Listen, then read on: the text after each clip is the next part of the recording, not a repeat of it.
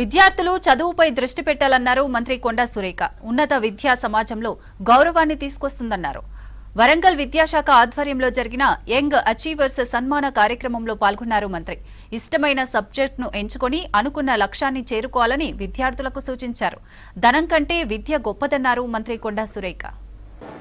95లో MPP అయ్యాను. ఒక మండలంలో ఉన్నటువంటి స్కూళ్ళన్నిటిని కూడా పర్యవేక్షించేటువంటి అధికారం ఆ రోజు నాకు ఉండేది. అయితే నేను వెళ్ళేటప్పుడు ఊళ్ళల్లో అందరూ కూడా ఆడపిల్లలు ఇళ్లలోనే ఉండేవాళ్ళు. వాళ్ళ తమ్ముళ్ళను చెల్లెళ్ళను పట్టుకొని ఉంటే వాళ్ళ తల్లిదండ్రులు కూలికి వెళ్ళేవాళ్ళు.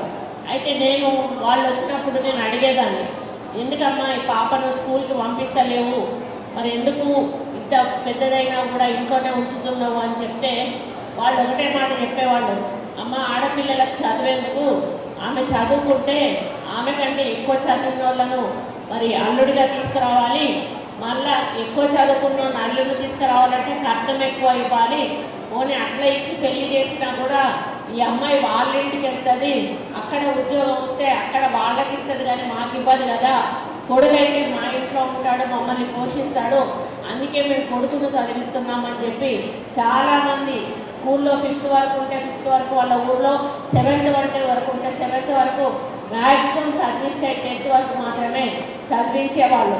అటువంటి సమయంలో మరి రాను రాను కూడా వాళ్ళకు కొంత అవగాహన కలిగి ఆ తర్వాత అమ్మాయిలను కూడా చదివించడం స్టార్ట్ చేసింది. బాగా చదువుకుంటారు కాబట్టి మంచి పర్సెంటేజ్ వస్తాయి. జాబ్స్ విషయంలో కూడా మరి చాలా వరకు అమ్మాయిలదే పై చేయి ఉంటుందనే విషయాన్ని కూడా మనం ఒప్పుకోవాల్సిన అవసరం ఉన్నది. ఇప్పుడు కూడా మన చుట్టూ కూడా పాజిటివ్ ఎన్విరాన్మెంట్ తోటి ఉండాలి. ఇప్పుడు మీరు ఇంతమంది ఇక్కడ చాలా 550 అబవ్ వచ్చిన వాళ్ళు ఉన్నారు. ఇప్పుడు వరంగల్ జిల్లాలో 136 స్కూల్స్ ఉన్నాయి. అందులో 60 స్కూల్స్లో మాత్రమే 100% రిజల్ట్ వచ్చింది. 32 స్కూల్స్లో ఒక విద్యార్థి మాత్రం ఫెయిల్ అయిన స్కూల్స్ ఉన్నాయి. అంటే ఇక్కడున్న టీచర్స్కి నేను ఏం చెప్తున్నా అంటే, మీ గోల్ మీరు చాలా పెద్దగా పెట్టుకోవాలి. నెక్స్ట్ అకాడమిక్ ఇయర్లో ఆల్మోస్ట్ చాలా వరకు అంటే ఒక 100 స్కూల్స్లో కూడా 100% ఉత్తీర్ణత రావాలి.